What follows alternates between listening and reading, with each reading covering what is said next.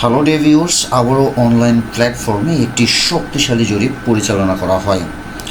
এই জরিপে বাংলাদেশের বহুল আলোচিত 4টি রাজনৈতিক দলকে অন্তর্ভুক্ত করে পরিচালনা করা হয়েছিল। দলগুলো হলো বিএনপি, বাংলাদেশ জামাত ইসলামী, এনসিপি এবং আওয়ামী লীগ। প্রথমেই আমরা আজকে দেখে নেব বাংলাদেশের নতুন রাজনৈতিক দল এনসিপি কেমন ভোট পেয়েছে এই জরিপে। এই অনলাইন জরিপে প্রায় 7 লাখেরও বেশি লোক অংশগ্রহণ করে। এই 7 লাখের মধ্যে মাত্র 14,000 এনসিপি এর পক্ষে ভোট প্রদান করেছে।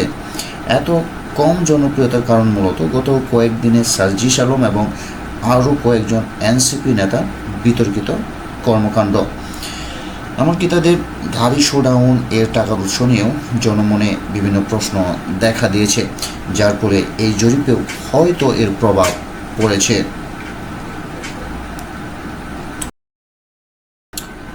যার ফলে আগামী জাতীয় নির্বাচনে তারা কেমন করবে তা অনুমান করাই যাচ্ছে এই অনলাইন জরিপের মধ্য দিয়ে। তবে আসলে তারা কেমন করবে তা নির্বাচন হলেই বোঝা যাবে। প্রিয় দর্শক, আসুন এখন আমরা বিএনপি কেমন সমর্থন পেয়েছে এই অনলাইন জরিপে তা আমরা একটু দেখে নিই। বিএনপি এই জরিপে পেয়েছে 18 লাখ লোকের সমর্থন, যা সংখ্যায় 1,36,000-এর কিছু বেশি। বিএনপি নিঃসন্দেহে বাংলাদেশের একটি বড় রাজনৈতিক দল, কিন্তু জরিপে তারা অনেক পিছিয়ে আছে। বাংলাদেশ জামাতি ইসলামী বিএনপি থেকে ভালো করছে।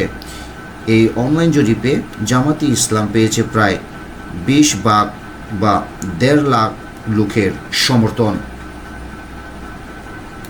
সো এটি স্পষ্ট যে এই দলটি ধীরে ধীরে খুবই ভালো করছে। এই দলটি আগামী জাতীয় সংসদ নির্বাচনে নিঃসন্দেহে অনেক ভালো করবে। তবে সবচেয়ে অবাক করার বিষয়টি হলো এই অনলাইন জরিপে আওয়ামী লীগের পক্ষে জনসমর্থন প্রায় 60 লাখ বা 4.5 লাখ। এই অনলাইন জরিপে আওয়ামী লীগ এগিয়ে আছে নিরঙ্কুশভাবে, তবে এটি শুধুমাত্র অনলাইন জরিপের ভিত্তিতে করা হয়েছে। আওয়ামী লীগও নিঃসন্দেহে বাংলাদেশের একটি বড় রাজনৈতিক দল, তাদেরও সাংগঠনিক শক্তি আছে। তবে আগামী নির্বাচন হলে সত্যিটা বোঝা যাবে আসলেই কোন রাজনৈতিক দলের জনপ্রিয়তা সবচেয়ে বেশি।